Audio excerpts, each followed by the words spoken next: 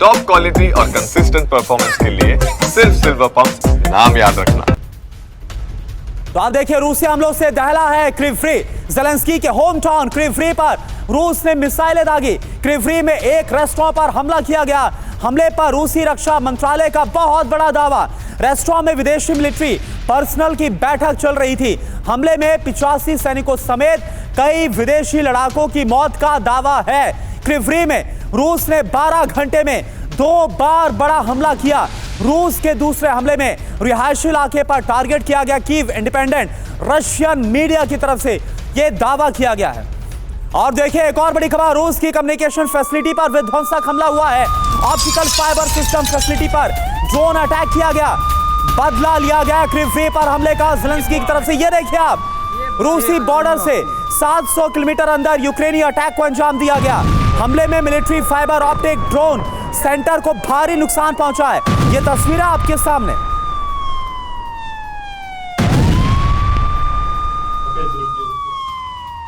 और देखिए, रूस के 3 केमिकल प्लांट्स में एक साथ इमरजेंसी घोषित कर दी गई है। रूस के केमिकल प्लांट में हमले की आशंका है। ये एक और बहुत बड़ी खबर, रूस के केमिकल प्लांट में भारी बिजली संकट। 24 घंटे में रूस के 3 केमिकल प्लांट बंद कर दिए गए। यह हालात है।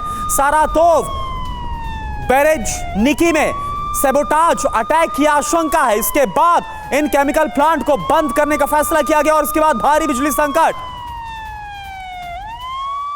तो रूसी केमिकल प्लांट पर हमला किया गया।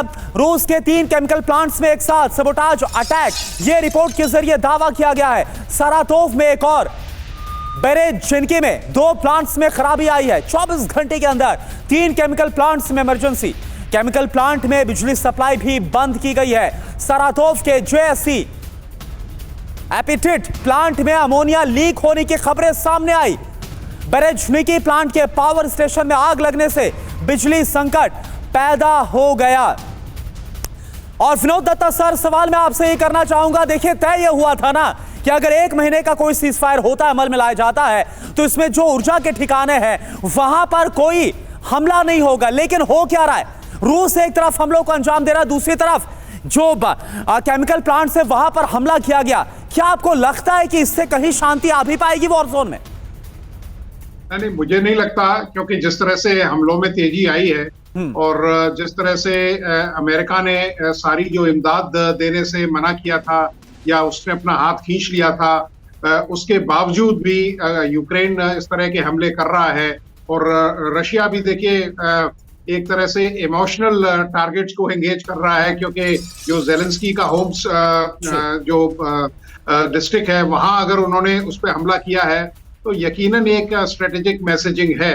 तो मुझे नहीं लगता कि अमेरिका इसमें बिल्कुल कामयाब रहा है। और जिस तरह से हमले तेज हो रहे हैं, उससे नहीं लगता कि कोई बैटल में लल आने वाला है। और ये बिल्कुल साबित करता है कि किस तरह से यूरोपियन कंट्रीज यूक्रेन को सपोर्ट कर रही हैं। और अमेरिका के लिए एक बहुत बड़ा लॉस ऑफ फेस है, क्योंकि उसने पहली बात देखिए, आप सर्विलेंस स्पेक्ट्रम को जैम कर दिया था। उसने जो इमदाद यूक्रेन को जा रही थी उसको बीच में ही रोक दिया था। इसके बावजूद भी अगर यूक्रेन रिटेलिएट कर रहा है और रूस को मतलब काफी जिटर्स पहुंचा रहा है या नुकसान पहुंचा रहा है, ये बताता है कि किस तरह से यूक्रेन का मोराल हाई है।